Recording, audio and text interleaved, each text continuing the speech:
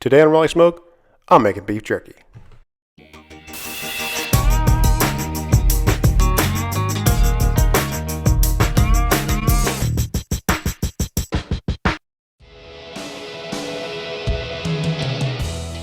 Alright, so today we're making beef jerky out of 2 cuts of top round, or what's commonly known as London broil.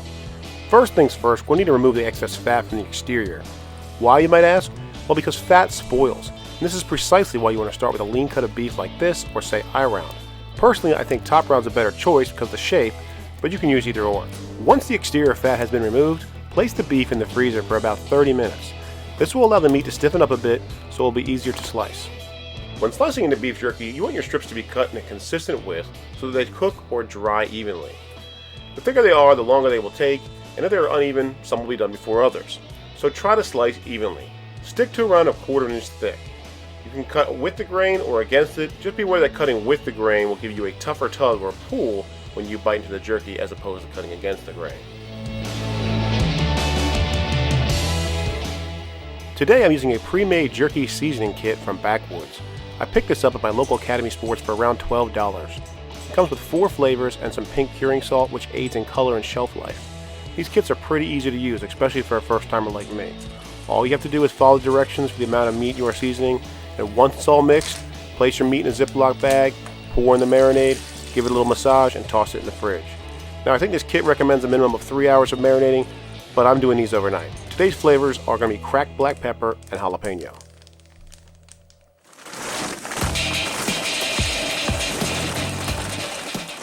Now for the longest time, I thought a dehydrator was needed to make jerky, but it's not.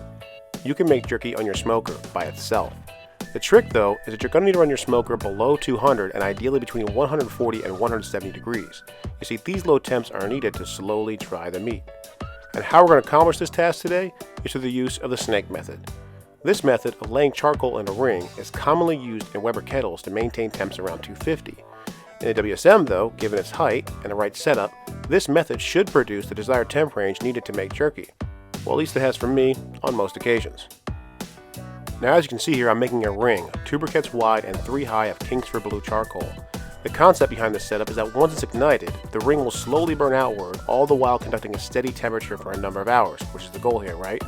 Now for smoke today, I'm using 1 chunk of cherry that I've slit down into 3 even slices. I've got the water pan about 1/3 of the way full and 22 lit briquettes. This setup should hit and maintain within our desired temp range.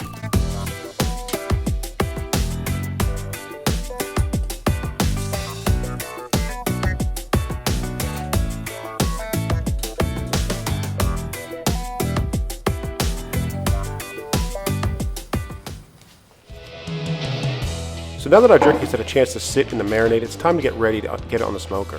What you want to do is get like a casserole dish and a bunch of paper towels.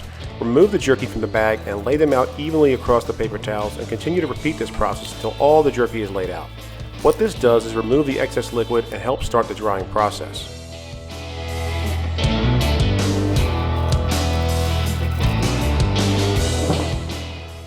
Once that's done, you're going to want to lay your jerky on the racks. As you can see, I got some nice beef jerky mats that I've cut to fit my 18-inch racks. They're nice but not necessary, so don't worry if you don't have them. Now there are a few things to keep in mind when laying jerky out on a rack in a smoker. Number 1, the meat can touch, but you don't want them to overlap. There's limited space, so be creative when laying down the strips. And keep in mind that overcrowding the racks will cause inconsistencies in the drying process. This just means you may need to rotate the racks or shuffle some of the strips during the cook. Oh, and lastly, because of the water pan and the snake method, the walls of the WSM are going to be a bit hotter than say the middle of the racks, so place any thicker slices if you have them on the outer edges.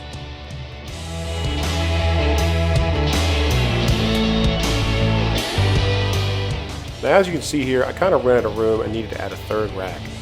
If you have a 22-inch Weber Smokey Mountain, you should not have any problem putting all this meat on the 2 racks. In this case, I used a Gateway Grip hanging rack to add the 3rd rack, and another cook down here at the bottom right hand corner, I used a spacer from my Cajun Bandit, and that seemed to work a lot better. Do whatever works for you. Now like I said, if you overcrowd the racks, you may need to rotate them and or the strips.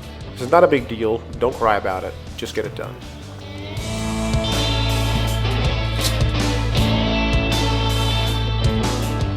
When it comes to making beef jerky, I think the hardest part is knowing when a jerky is ready to come off the smoker. I've only done this 3 times, and I can tell you I'm no expert. But with every cook, I have become a little bit better at judging this. Just try to keep these rules in mind. Number 1, does it look like beef jerky? And number 2, does the flesh crack when it bends? If both answers are yes, it's probably done. So here you have it, the finished product. Trust me, if you make jerky once, you'll make it again and again. That's my video, folks. I hope you'll learn something. I know I certainly did. Thanks for watching. Peace.